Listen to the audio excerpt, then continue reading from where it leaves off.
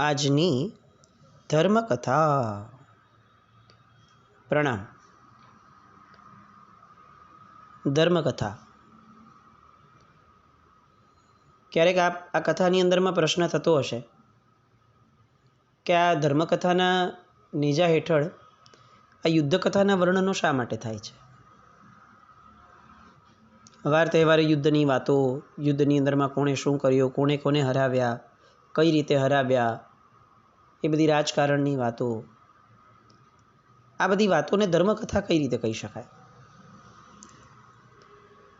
વાત અર્ધ સત્ય છે, ખોટી નથી, પણ મુખ્ય સત્ય એ છે કે ધર્મ હંમેશા એ રાષ્ટ્રના સીમાડા અને રાષ્ટ્રની પ્રકૃતિ એના દ્વારા જ એ રક્ષાય પણ છે અને એનું વર્ધન પણ થાય છે. આપણે ખાલી કલ્પના કરીએ કે આપણે અત્યારે પરમાત્માનું શાસન પામ્યા છીએ અને આપણને એવું લાગે કે બીજા ધર્મોની કે બીજા રાષ્ટ્રની ને બીજી બધી માથાકૂટ આપણે શું કામ કરવી? વાત ખોટી નથી, કારણ કે આપણે કોઈને નડતા નથી ને આપણને કોઈ નડવું ન જોઈએ. પણ આ પરિકલ્પના કેના જેવી થાય કે આપણે જંગલમાં જઈએ અને સપોઝ આપણી નજર સામે સિંહ આવે અને આપણે એવું ઈચ્છીએ કે મારે કેમ ડરવાનું, હું સિંહને ક્યારે ખાતો નથી, હું અન્નાહારી છું, એટલે હું ક્યારે સિંહને ખાતો નથી, તો સિંહે મને ન જ ખાવો જોઈએ. આ જે કલ્પના છે એ જેટલી યથાર્થ લાગે એટલી જ યથાર્થ આ રાષ્ટ્ર માટેની વાત છે. હું મારો ધર્મ પાળું છું, પછી રાષ્ટ્રમાં શું થાય છે એની યારે મારે ચિંતા ન હોય. આ વાતમાં પેલા સિંહ સાથે આપણે જે અપેક્ષા રાખી એના જેવી વાત છે. રાષ્ટ્ર બહુ જ મહત્ત્વનું ફેક્ટર છે અને એના કરતાં મહત્ત્વનું ફેક્ટર છે રાજધર્મ. આપણે ત્યાં અનેક ધર્મો વચ્ચે યુદ્ધ થયા છે. સનાતન ધર્મના અનેક અંગો એની વચ્ચે યુદ્ધ થયા. બૌદ્ધો હતા, શંકરાચાર્ય હતા. આ ઘણા લોકોએ પરમાત્માના શાસનને, જૈન ધર્મને બહુ જ નુકસાન પહોંચાડ્યું છે. પણ આ દરેક યુદ્ધોની અંદરમાં એક કોમન વસ્તુ હતી કે અંતે આ બધા મૂર્તિ પૂજાને માનવાવાળા હતા. એટલે ધર્મના જે મુખ્ય સિદ્ધાંત છે ને એને બહુ તકલીફ નહોતી થતી. કદાચ ધર્મનું સામ્રાજ્ય વધારવા માટેની એક ઘેલછાવાળું કોઈ વ્યક્તિ આવી જાય અને કરી લે, પણ સિદ્ધાંતો ઉપર ઘા નહોતો. જ્યારે ઇસ્લામિયત છે, ક્રિશ્ચાનિટી છે, આ બધાના આક્રમણો એ બહુ જ મુશ્કેલ છે, એ ખાડવા લાયક છે, કારણ કે આ બધાનો સીધો જ વિરોધ આપણા મૂળભૂત સિદ્ધાંતો સાથે છે કે એ લોકો મૂર્તિ પૂજક નથી, મૂર્તિ ભંજક છે. વિક્રમાદિત્ય હેમુની વાત એ ધર્મકથા અંતર્ગત કેમ આવી શકે? એના યુદ્ધની વાતો એ ધર્મકથા અંતર્ગત કેમ આવી શકે? કારણ કે અંતે ધર્મના સિદ્ધાંતોના રક્ષક એવા વ્યક્તિઓને આ વિક્રમાદિત્ય હેમુ દ્વારા એક પ્રોત્સાહન મળે છે. અને જો એ નથી, એવી વાતો નથી, તો પછી મૂર્તિભંજક લોકો અથવા સિદ્ધાંતના વિરોધી લોકો જો રાષ્ટ્ર પર કબજો મેળવી લેશે ત્યારે આપણા જેવાઓએ શું કરવું જોઈએ એની આપણને કોઈ ગતાગમ જ નહીં પડે. એટલે આ બધી વાતો આપણે વિક્રમાદિત્ય હેમુની કરી રહ્યા છીએ. કદાચ એના અંતિમ ચરણમાં આપણે છીએ. આટલા દિવસોથી જે આપણે એમને સાંભળી રહ્યા છે, કદાચ 2-3 દિવસની અંદરમાં આપણે હવે એમના સામ્રાજ્યના અંત તરફ જશું, એમની કથાના અંત તરફ જશું. કારણ કે જેનું આગમન થયું છે એ વ્યક્તિ હવે જે છેલ્લી કિક લગાડે છે વિક્રમાદિત્ય હેમુને, હેમરાજ શેઠને, એ કિક કદાચ સૌથી છેલ્લી છે. ગઈકાલ સુધી આપણે જોયું રેવાડી ગામની અંદરમાં સુખેથી પોતે રહે છે. વસવાસો ચોક્કસ છે, કારણ કે એને ઘણા પ્રયત્ન કર્યા છે. હેમરાજ શેઠ જ્યારે દિલ્હીમાં હતા અને સલીમ શાહનું મૃત્યુ થયું એ પછી એણે ઘણા રજપૂતોને કહેણ મોકલાવ્યું, ઘણા સુબેદારોને કહેણ મોકલાવ્યું કે આ મુબરીઝ ખાને બહુ જ ખોટું કર્યું છે, એનો વિરોધ થવો જોઈએ. આજે કદાચ સલીમ શાહનો પુત્ર મરાયો છે, કાલે તમારો પુત્ર હશે, કાલે તમે પોતે હશો. પણ એ સમયનું હિન્દુસ્તાન એ એક્ઝેક્ટ આજના જેવું હતું, સૂતેલું હિન્દુસ્તાન. અને એવી કુંભકર્ણી નિદ્રાવાળું હિન્દુસ્તાન કે જેને તમે હચમચાવો તો પણ એને જાગવું જ નથી, એવું હિન્દુસ્તાન. આને કદાચ આપણે આપણી પ્રજાની કાયરતા તો ન કહી શકીએ, કારણ કે કાયર તો મૂળમાં એનું ડીએનએ નથી, એનું ડીએનએ તો બહુ ક્ષત્રિયનું છે. એટલે કદાચ એમ ન વિચારે કે કાયર હતી, પણ એટલું ચોક્કસ છે કે પોતાના ધર્મ પ્રત્યે જરા પણ એની ધર્મ પરસ્તી નથી. પોતાના ધર્મને આમ છડે ચોક કોઈ લૂંટાવા બેસે તો પણ એના પેટનું બહુ મોટું પાણી હલે એવી શક્યતાઓ નહોતી અને નથી આજે પણ. અને રેવાડી ગામમાં આવી ગયા હેમરાજ શેઠ. સુખેથી જીવે છે અને અચાનક રાત્રિના એક પાલખી એનું આગમન થાય છે. કુંદન દેવી વગેરે બહાર ફળિયામાં જ બેઠા છે અને જુએ છે તો પાલખીમાંથી એક બુરખા સાથેની વ્યક્તિ બહાર આવે છે. આશ્ચર્ય થાય છે. હેમરાજ શેઠ કુંદન દેવીને આગળ કરે છે કે કોઈ સ્ત્રી છે તો તમે જઈને જુઓ કે કોણ છે. પણ એટલામાં એ સ્ત્રી જ પોતે જાણે રસ્તો બદલી લેતી હોય એવી રીતે કુંદન દેવીની પાસે જવા કરતાં એ સીધી હેમરાજ શેઠની સામે ઊભી રહે છે અને પોતાના બુરખાને એ પૂર્ણપણે ખોલી નાખે છે. યુઝ્યુઅલી આ ન થાય. બુરખામાં રહેતી સ્ત્રી એ જ્યારે કોઈ પરપુરુષ હોય ત્યારે બુરખો પહેરીને રાખે, પણ એ બુરખો ખોલી નમન કરી અને તરત હેમરાજ શેઠને કહે છે કે હું તમને મારા વડીલ માનું છું, તમને મારા ઉપકારી માનું છું અને વડીલો પ્રત્યે બુરખાનો પડદો હોતો નથી, એટલે આજે હું તમારી સામે બુરખા રહિત થાઉં છું. અને એ સ્ત્રી એ બીજું કોઈ જ નહીં પણ બીબીબાઈ હતી, સલીમ શાહની પત્ની. બીબીબાઈને જોઈ અને હેમરાજ શેઠ એમને બેસાડે છે.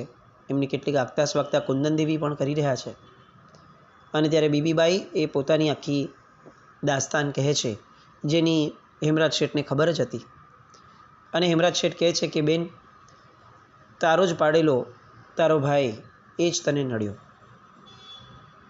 કેટલીક વાર આપણો સ્નેહરાગ એ આપણી માટે કાળ બની જાય છે. એ આજે તારા કિસ્સામાં આપણે સાંભળ્યું. બીબીબાઈ કહે છે કે જૂની વાતો યાદ કરાવી અને મારા એ ઘા ઉપર ફરી પાછું મીઠું ન નાખો. અને ત્યારે પૂછે છે હેમરાજ શેઠ, તો બોલો અહીં આવવાનું કારણ શું? જો જૂની વાતો કરવી નથી, જૂની વાતો યાદ થાય એવું ગમતું નથી, તો મારી પાસે હવે નવી વાતો ક્યાંથી મળવાની? અને અહીંયા આવવાનું, આટલે દૂર સુધી આવવાનું કોઈ વિશેષ કારણ?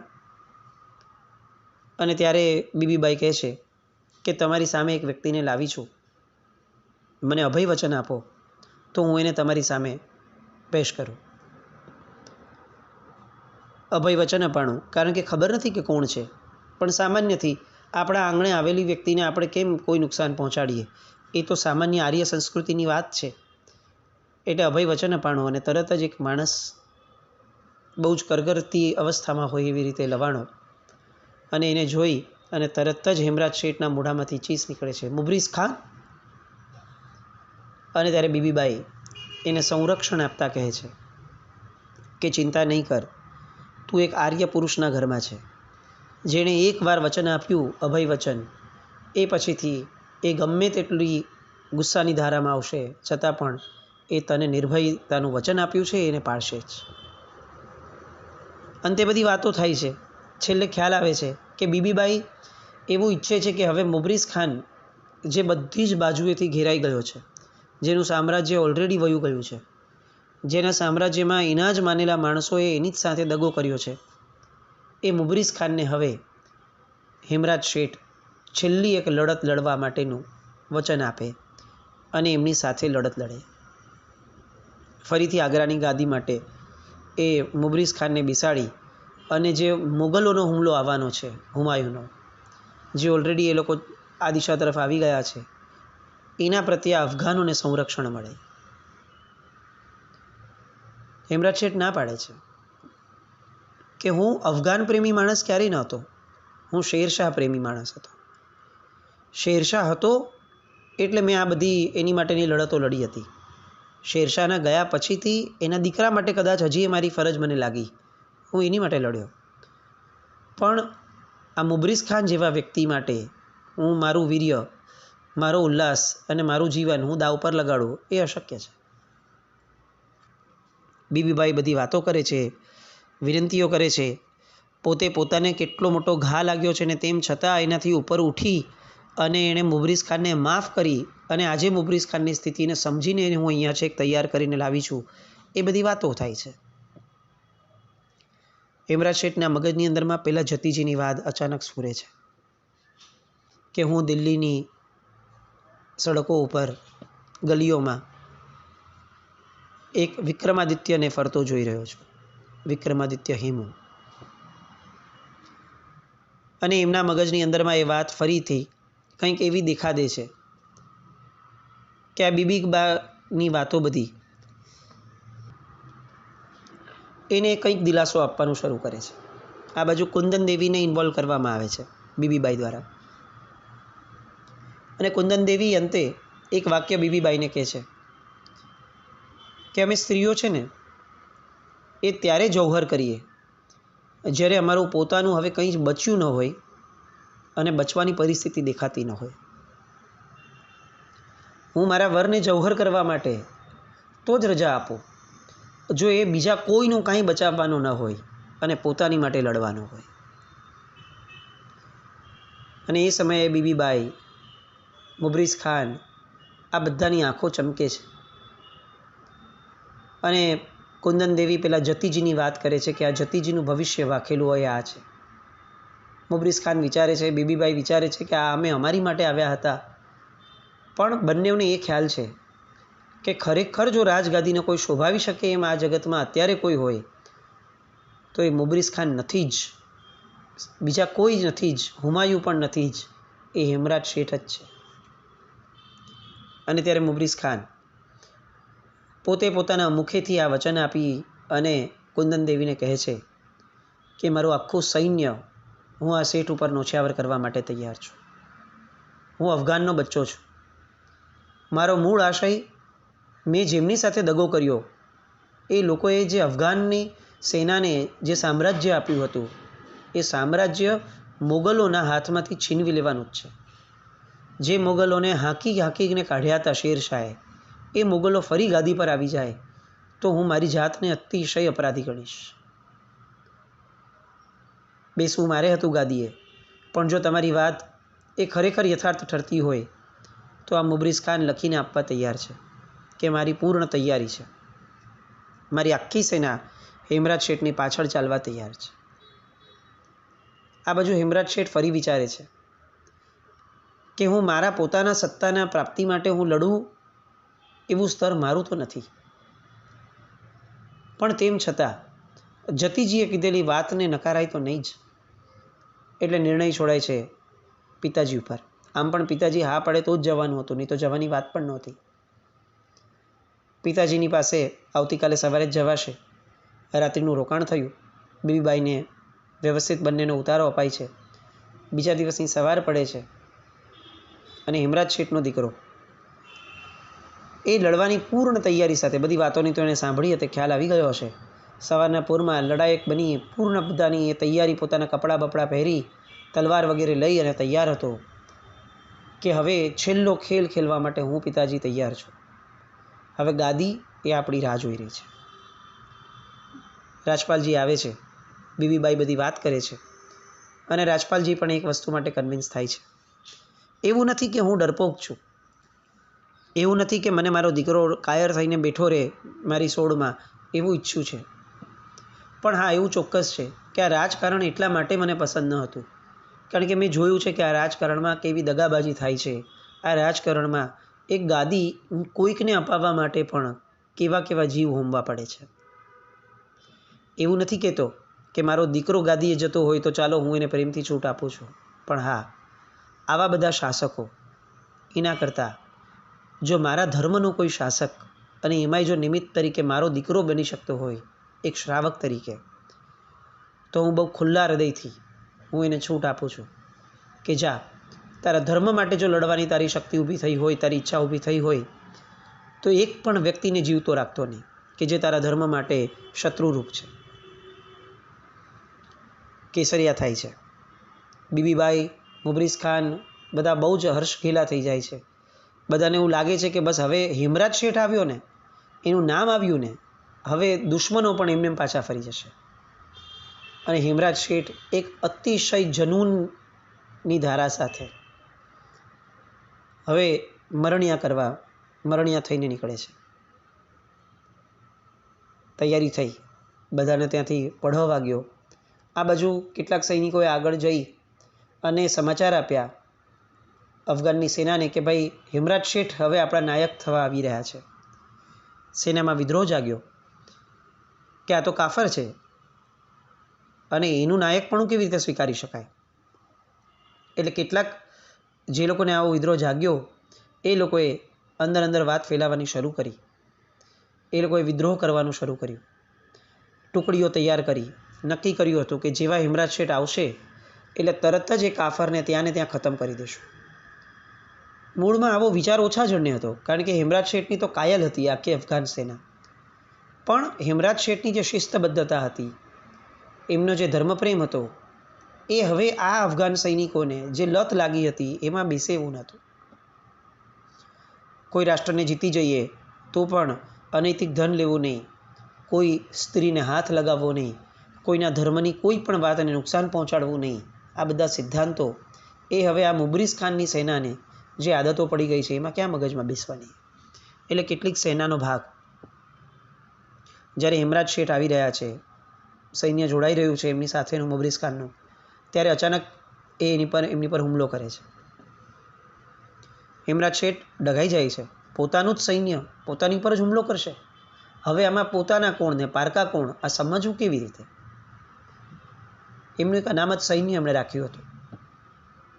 જ્યારે એવું લાગ્યું કે આ લોકોનો અચાનક ઘા એ આ અત્યારનું સૈન્ય સહન કરી શકે એમ નથી, એટલે તરત પેલા અનામત સૈન્યને બોલાવવામાં આવે છે અને પેલા વિદ્રોહીઓનો ખાત્મો બોલાવી દેવામાં આવે છે. હવે જે હિમરાજ શેઠ આ છે ને નવા સ્વરૂપે, એ કંઈક અલગ છે. એમણે વિદ્રોહીઓને પકડ્યા, ઘોડાની પૂંછડીએ બાંધ્યા અને છેક દિલ્હી સુધી, આગ્રા સુધી બધાને ઘસડતા લઈ ગયા. કેટલાક તો અધમુઆ થઈને મરી ગયા, કેટલાક ઘાયલ થયા. એ પછીથી આગ્રા પહોંચી અને હુકમ કરાયો કે હજી આવા વિદ્રોહોની વિચારધારાવાળા જેટલા વ્યક્તિઓ જ્યાંથી જડે બધાને પકડો. એક એકને પકડી અને તોપના નાળચે બાંધો, તોપ સાથે ઉડાડી દો, લટકાવી દો એ લોકોને. એક હથ્થું સામ્રાજ્યનું આ સૌથી પહેલું પગલું છે. આપણને લાગશે કે આ કેટલી ક્રૂરતા છે, પોતાના દુશ્મનો સાથે આવી રીતે વર્તાય? ચોક્કસ આવી રીતે ન જ વર્તાય. પણ આ કરવાનું મુખ્ય કારણ છે. આપણે ત્યાં જ્યાં સુધી ઉગતા અને વધતા વિદ્રોહને બરોબર સમૂળગો નાશ ન કરી દેવામાં આવે ત્યાં સુધી એ પ્રજા, એ રાજ્ય અને રાજ્યની નીતિઓ એ ક્યારે પણ સક્ષમ રીતે વર્તી નથી શકતી. આપણે આપણા દેશના દ્રષ્ટાંતને જોઈએ ને તો પણ આ વસ્તુ ખ્યાલ આવશે. સરદાર વલ્લભભાઈ પટેલે દેશ આઝાદ થયા પછીથી સૌથી પહેલી વાત મોહનદાસ કરમચંદ ગાંધીને અને જવાહરલાલ નહેરુને જે કરી હતી ને એ કદાચ આ જ હતી કે હવે જો આપણે એ લોકોના ધર્મને એનો દેશ આપી દીધો છે તો હવે આ દેશમાં રહેવું હશે તો એમણે આ દેશના નિયમ પ્રમાણે, આ દેશની પ્રજા પ્રમાણે અને આ દેશની પ્રજાના ધર્મ પ્રમાણે રહેતા શીખવું પડશે. અને એ વાતને એમણે બહુ જ વજનદાર રીતે મૂકી હતી કે આ દેશનો દરેક કાયદો એ જેનો દેશ છે એવી હિન્દુ પ્રજાને અનુરૂપ જ બનવો જોઈએ. આપણું નસીબ ખરાબ કે એ સમયે સરદાર વલ્લભભાઈ પટેલ એ પોતાની સરદારગીરીને એમણે જેમને ગુરુ માન્યા હતા એવા વ્યક્તિની સામે એ વધુ ચલાવી ન શક્યા, અથવા કદાચ એમણે ચલાવ્યું નહીં. એમની એ નમ્રતા આજે આપણને ભારે પડી. અને એવા વ્યક્તિઓનું રાજ્ય ચાલ્યું કે જે વ્યક્તિઓને હંમેશ માટે ડખો ઊભો કરવો હતો, હંમેશ માટે એક પ્રજાને દબાવીને જ રાખવી હતી. રાજકારણની વાતમાં આપણે બહુ પડવું નથી. મુદ્દો આ છે કે જ્યાં સુધી વિદ્રોહીઓને દબાવી દેવામાં નહીં આવે ત્યાં સુધી એ નાની નાની વસ્તુઓ મહદઅંશી પ્રજાને પણ સુખેથી જીવવા નહીં દે. એટલે રાજધર્મ આ કહે છે કે એક સાથે એક જ વારમાં વિદ્રોહીઓને ખતમ કરી નાખો. એવી રીતે ખતમ કરો કે જેના આલંબને ભવિષ્યની પ્રજામાં વિદ્રોહ કરવાનું કોઈને મન પણ ન થાય. હિમરાજ શેઠે એ જ કર્યું. અને પછીથી જે બચ્યા એ બધા નિતાંતપણે હેમરાજ શેઠની આગેવાની હેઠળ લડવા માટે તૈયાર થયા. અને આ જે તૈયારી થઈ, જે રીતે હવે આ હેમરાજ શેઠ છેલ્લી લડત લડવા માટે આગેકૂચ કરવાના છે, એક પછી એક દરેક યુદ્ધને જે રીતે જીતવાના છે, અને જીત્યા પછીથી જે રીતે કેટલાક સમય માટેનું પણ આ સામ્રાજ્ય એ જેવું ઊભું કરવાના છે, એ બધી વાતોને આવતા 2-3 દિવસની અંદરમાં આપણે સંવેદવી છે. હેમરાજ શેઠ એ વિક્રમાદિત્ય હેમુ બને ને એનો આનંદ સૌથી વધારે એ આપણી પ્રજાને થવો જોઈએ, કારણ કે આપણા ધર્મનું રક્ષણ કરતો એવો રાજધર્મ એમણે સ્થાપ્યો છે. આપણી પ્રજા જે પરમાત્માના સિદ્ધાંતોની, જે પરમાત્માની આજ્ઞાને જીવન મંત્ર માની અને જીવી રહી છે, એ પ્રજાને રક્ષણ આપવા માટે જેવું નહીં, એ પ્રજાને સર્વોપરી બનાવવા માટેનો કાયદો, એવું તંત્ર એ જેટલા સમય માટે ઊભું કર્યું હતું, જેણે ઊભું કર્યું હતું, એ યુગ પુરુષની આ વાત છે. હેમરાજ શેઠ જ્યારે વિક્રમાદિત્ય હેમુ બને છે, અને જેટલા સમય માટે એ આ વિક્રમાદિત્યપણાને એમણે ભોગવ્યું છે, એટલા સમય માટે એમણે જે સિદ્ધાંતો આપ્યા હતા, એ સિદ્ધાંતોની વાતો પણ કરવી છે. એ કઈ રીતે વિક્રમાદિત્ય બન્યા એની વાતો પણ કરવી છે. આ બધી વાતોમાં મૂળ વાત એ કરવી છે કે ધર્મનું રક્ષણ નહીં કરીએ તો ધર્મ આપણું રક્ષણ નહીં કરે. અને ધર્મના રક્ષણ માટે જો આપણે કંઈ જ કરવાની તૈયારી નહીં દાખવીએ તો આવતીકાલે આ ધર્મ એ આપણા રક્ષણ માટે પણ કંઈ જ કરી શકશે એવી અપેક્ષા વધુ પડતી થઈ જશે. બસ આવી જ કંઈક રક્ષાની વાતોને આપણે ફરીથી આવતીકાલે કરવા મળીએ. જીના જ્ઞાન કંઈ પણ બોલાય તો મિચ્છામિ